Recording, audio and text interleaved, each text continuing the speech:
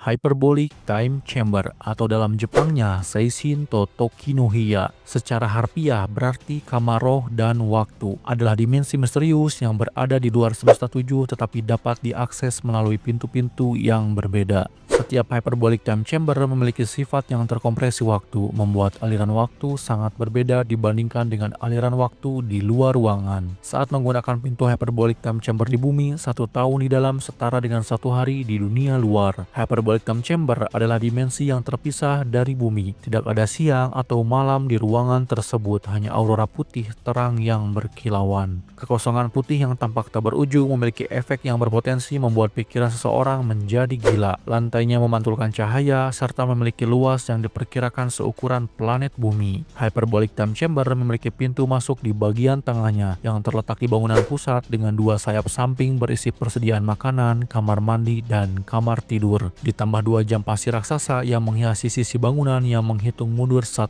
tahun di dalamnya, serta sebuah jam di atap kubah bagian utama bangunan yang menunjukkan waktu di dunia nyata. Sebuah pintu masuk kayu adalah portal yang menghubungkan planet bumi dengan hyperbolic time chamber dan merupakan satu-satunya cara untuk bepergian ke dimensi tersebut tanpa bisa membuat lubang di sekitarnya. Ada sejumlah kondisi yang menjadikan hyperbolic time chamber sebagai tempat yang sempurna untuk memperoleh kekuatan dengan cepat. Pertama, aliran waktu, di mana 1 hari waktu di dunia nyata setara dengan 1 tahun di dalam ruangan tersebut. Lalu kedua, suhu yang sangat ekstrim yang dapat berubah dari panas 50 derajat Celcius sampai minus 40 derajat Celcius. Yang ketiga, udara yang makin menipis setiap kali seseorang pergi terlalu jauh, plus tekanan udara yang tidak normal membuat seseorang menjadi sulit bernapas. Dan terakhir, tekanan gravitasi sebesar 10 kali lipat dari planet bumi. Saat pertama kali Gohan masuk ke area pelatihan, Gohan dibuat bertekuk lutut yang menjelaskan bagaimana gravitasi di sana terasa begitu berat baginya, termasuk bagi Trunks juga. Hal ini tentu tidak berlaku bagi Goku dan Vegeta yang sudah terbiasa dengan tingkat gravitasi yang bahkan jauh lebih tinggi daripada di dalam hyperbolic time chamber.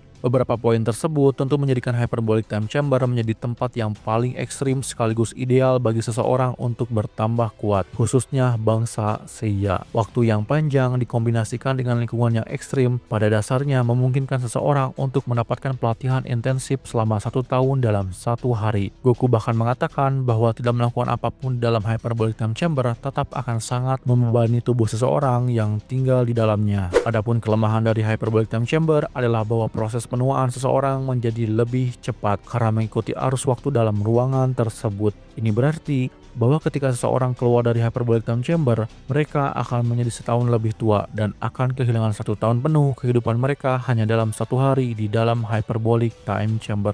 Hyperbolic time chamber hanya dapat digunakan selama 2 hari atau 2 tahun oleh setiap orang, yang berarti seseorang hanya dapat memasuki kamar tersebut 2 kali dalam hidupnya, dengan asumsi mereka tinggal selama setahun penuh pada kedua waktu tersebut.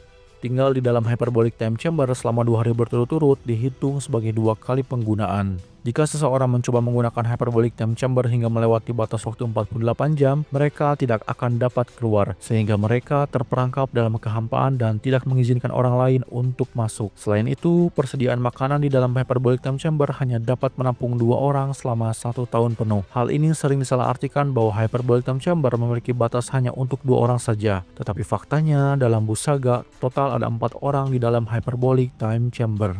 Hyperbolic time chamber telah direkonstruksi oleh Dende dengan sejumlah perbaikan yang dijuluki hyperbolic time chamber versi kedua. Batasan 2 kali seseorang dapat masuk ke hyperbolic time chamber telah dihapus karena Vegeta telah menggunakan hyperbolic time chamber sebanyak 5 kali. 2 kali saat persiapan untuk melawan Cell, 1 kali dengan Goku saat akan melawan alam semesta 6, sekali untuk berlatih saat melawan Black dan Zamasu, dan 1 kali saat latihan sebelum turnamen kekuatan antar alam semesta. Hyperbolic time chamber versi kedua ini pernah ditunjukkan mampu dihancurkan jika seseorang berlatih dengan cukup intens karena Vegeta sendiri pernah menghancurkannya. Hingga Mr. Popo membuat aturan bahwa Vegeta dilarang menggunakan hyperbolic time chamber lagi andai ia kembali menghancurkannya. Namun lucunya, Vegeta kembali menghancurkan hyperbolic time chamber meski sudah diberi peringatan keras. Lalu meskipun tidak pernah diperlihatkan, Goku sendiri pernah memasuki Hyperbolic Time Chamber selama pelatihannya dengan Kami-sama untuk persiapan melawan Piccolo di turnamen bela diri dunia ke-23. Saat berada di dalam ruangan tersebut, tinggi badan Goku meningkat pesat. Alih-alih menghabiskan setahun penuh di dalam ruangan tersebut atau 1 hari di dunia nyata, Goku hanya mampu menghabiskan waktu 1 bulan di dalam Hyperbolic Time Chamber atau tidak lebih dari 3 jam di dunia nyata. Karena Goku mengungkapkan jika ia tidak dapat menangani tekanan di dalam ruangan tersebut. Varian dari Hyperbolic Time Chamber ada di lokasi lain dan memiliki kondisi serta aturan yang berbeda. Selama pelatihan Goku dan Vegeta dalam persiapan untuk melanjutkan pertempuran mereka melawan Moro setelah tidak berhasil mengalahkannya di Namek, Goku pergi dengan Merus ke planet lain untuk mempelajari cara menggunakan Ultra Instinct. Selama pelatihan mereka, Merus mengungkapkan bahwa ia mengetahui Ultra Instinct dan membawa Goku ke sebuah ruangan di dalam piramida yang menyerupai Hyperbolic Time Chamber, di mana 1 hari yang berlalu di luar ruangan setara dengan 3 hari di dalam ruangan. Lalu meskipun tidak diperlihatkan secara langsung dalam Granola Saga, setelah kedatangannya di planet Cereal, Frieza menjelaskan bahwa ia memanfaatkan area yang serupa di sebuah planet yang telah ia taklukkan untuk berlatih selama 10